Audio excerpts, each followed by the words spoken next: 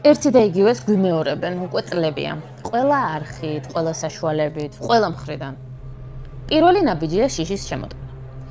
ქართულ რეალობაში ომის შიში ყველაზე ნამდვილი და ყველაზე მტკივნეულია. ომი ჩვენს თითოეულ მოქალაქეს აქვს განვლილი. ამიტომ ყველაზე ჭკვიანურია ხალხი იმით შეაშინა, რაც სწრაფად და ინსტინქტურად მოიცავს მის ტვინს პანიკური შფოთვით. დასავლეთი მოდის ჩვენთან და გვეუბნება, ან ომში ჩაერთეთო, ან რევოლუციას მოგიწყობთ.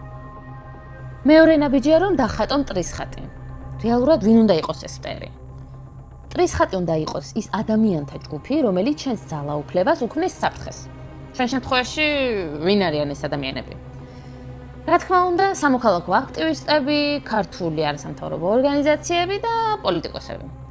აქტივისტები ქუჩაში დგანან, მობილიზაციას აკეთებენ, ხალხთან მუშაობენ და ცდილობენ, რომ ქვეყანა უკუსვლისგან დაიცვან. ორგანიზაციები იძიებენ ხელისუფლების და მასთან დაკავშირებული ბიზნესების კორუფციას, ნეპოტიზმს, მაფიოზურ კავშირებს, ფულის გათეთრების ამბებს. პოლიტიკოსები რას შვებიან და როგორ ღმერთმა უწყის, მაგრამ რაც მეტად არის მათ მიმართ პოზიტიურად განწყობილი ხალხი, რა თქმა უნდა, ეს ნიშნავს ნაკლებ ხმას ხელისუფლების სასარგებლოდ. ამიტომ, რა თქმა უნდა, ამ ჯგუფების დემონიზაცია იცავს მხოლოდ მას, ვისაც ხელში აქვს სრული პოლიტიკური ძალაუფლება. სხვა ვის ინტერესში შეიძლება შედიოდეს ამ ჯგუფების გაქრობა. ჩვენ ვერ დავუშვებთ იმას, რომ აგენტები გმართავდნენ და განახობდნენ თუ როგორ ვიცხოვროთ. და მესამე ნაბიჯი, საკუთარი ძალაუფლების იდეალიზაცია.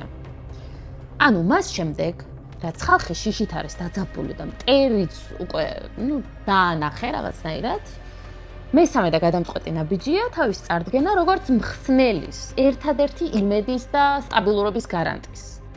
ჩვენ ვართ ის, ვინც მშვიდობა მოუტანა საქართველოს. ჩვენ ვართ ის, ვინც ქვეყანას სისხლძღვა და ომი აარიდა. ესენი მიდიან. და რას მეუბნები, არ ვინ მოდის. მაგრამ თქვენ კი გინდათ რომ რაღაცას შეიცვალოს, მაგრამ მოდი ჯერ ალტერნატივა გააძრე და მე რეიჩალჩი ის რომ შეიცვალოს.